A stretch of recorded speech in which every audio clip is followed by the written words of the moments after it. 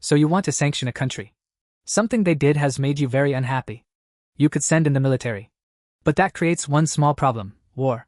So instead, you attack their economy, freeze their money, block their banks, stop selling them important technology, make trading with them painfully difficult. Eventually, they should give you what you want. At least, that is the plan. Because now your companies start losing customers. Your allies start complaining about the cost. Prices can start rising at home. And the country you sanction keeps trading. So the real question is not whether sanctions hurt. They usually can. The question is who they hurt more. And for that, you need leverage. Technically, any country can impose sanctions. But not every sanction matters. If a tiny economy bans China from its banks, China will probably survive lunch. Sanctions matter when you control something important. Something the other country cannot easily replace. Maybe that is access to your market. Maybe it is advanced technology, or maybe it is energy. Maybe it is shipping, insurance, or simply money. And this is where the United States becomes interesting. The dollar still dominates much of global finance. In early 2026, it made up 57.13% of reported official foreign exchange reserves worldwide. And in the latest global trading survey, the dollar was on one side of 89.2% of all foreign exchange trades. Those are two different measurements. But together they show something important. Dollars are deeply embedded in global finance.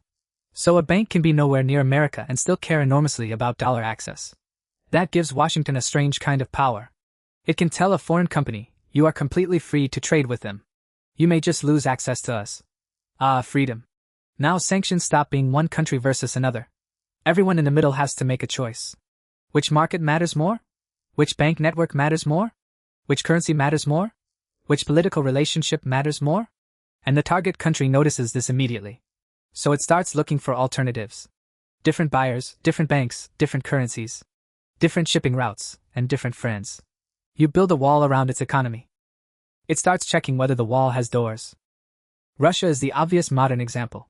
Before the full-scale invasion of Ukraine in 2022, Russia and the European Union traded heavily. In 2021, their goods trade was about €257.5 billion. By 2025, it was $58.1 billion. That is not a small adjustment. That is an economic relationship getting hit with a chair. Europe restricted Russian finance, technology, and energy links. Russian banks and companies were sanctioned. Assets were frozen.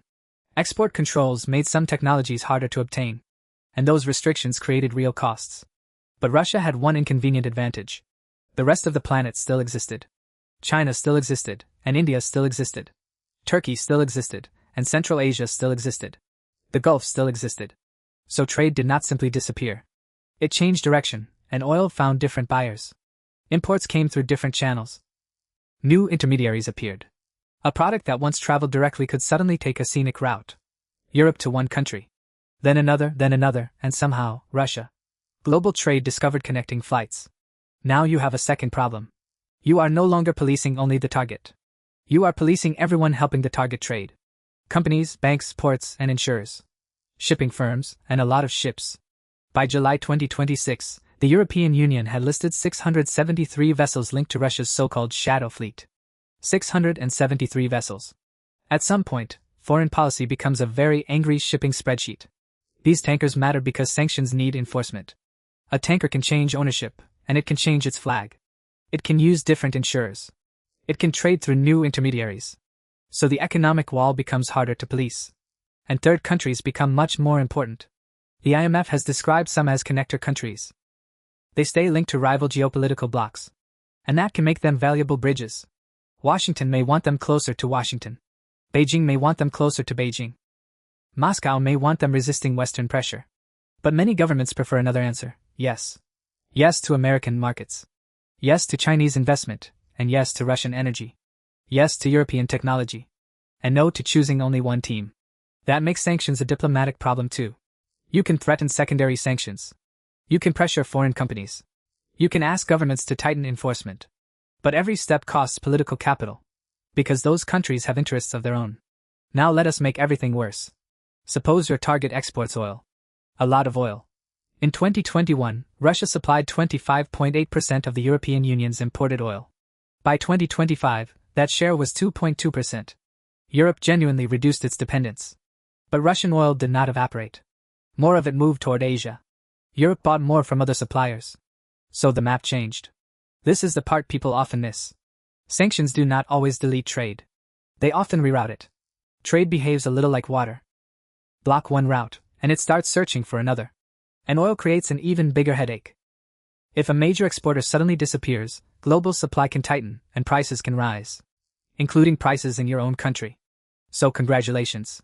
You punished Vladimir in Moscow. And somehow Dave at the petrol station is also having a terrible day. Dave was not consulted.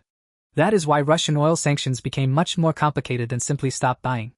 The G7 price cap approach was designed around two goals. Keep Russian oil reaching world markets, while trying to reduce Russia's revenue. Think about that for a moment. You are restricting the oil, while hoping the oil keeps moving. Perfectly normal geopolitical behavior. Now meet your next problem, allies. Sanctions become much harder to escape when many major economies act together.